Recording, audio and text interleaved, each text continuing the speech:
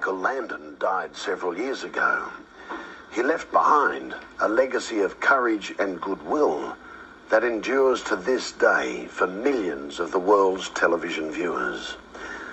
He also left behind an extended family of 9 children who knew the private strengths of their father.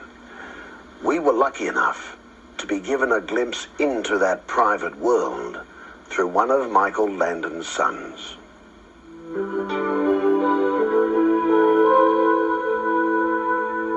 From little Joe Cartwright on the Ponderosa Ranch in the TV series Bonanza, to Angel Jonathan Smith in the hit series Highway to Heaven 30 years later, Michael Landon knew about fighting the odds. His final challenge would take place as a real-life drama before a national TV audience when he learned he was dying of cancer in 1991. I think every moment just gets a little more important after something like this. Though he would finally succumb to fate, Landon did it in a style that was vividly familiar to this man, Mark Landon, the son Michael adopted when he was 12 years old. Life is about how you handle what's thrown at you. And what he wanted everybody to do is to learn to handle what comes your way. You seize life. You take it on, and you approach it, you make the best of every situation you can.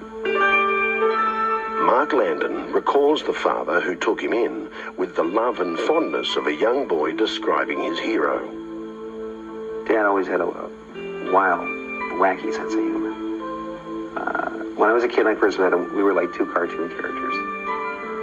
And we both laughed a lot. A lot of that laughter.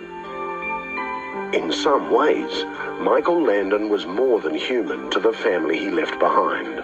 He was a Superman with powers they couldn't explain. Even at a family gathering like Christmas, he seemed to know things nobody else did. We used to play this game like on his birthday and Christmas time. And it's like he'd put his hand over the presents that were wrapped. I'd bring a present, thousands of presents. I mean, he would get like 9, 10, 11, 12. Perfect. He would guess what the presents were. I said, Dad, how do you do that? He goes, I get like vibes. He put his hand over the presents, like a few inches off. No cheating. And I mean, this is for real. Remember, like Mike Jr. saw him do this and he kind of went, like, it was really, this makes you start thinking maybe there's some truth to this stuff. Because when it's that consistent, I mean, like 10 in a row. Wherever Michael is today, Mark believes he is exploring. I think he'd be flying around exploring other planets right now. Because he loved more information. Loved to read. Loved to, absorb scientific information. So I figure, yeah, he'd be flying between the galaxies, looking at other planets and other civilizations. So he loved it. And Mark is not certain, but he believes he may have had a visit from Michael since the star's death. I was in my bedroom, and my window was open, and I sort of had this vision with my eyes closed of him flying up to my window with like 3 or 4 kids. And I said, Dad, how you doing? He went, not now, I got work to do. Like he was holding orphans. And then he just flew away. And I sort of opened my eyes and went, nah. But, I mean, how can I be sure I'm really seeing something like that? It's a vision that's based on his personality and the way he was. You'll never know if Michael did come back to visit, but Mark does know that Michael believed his own father had reached him from the afterlife.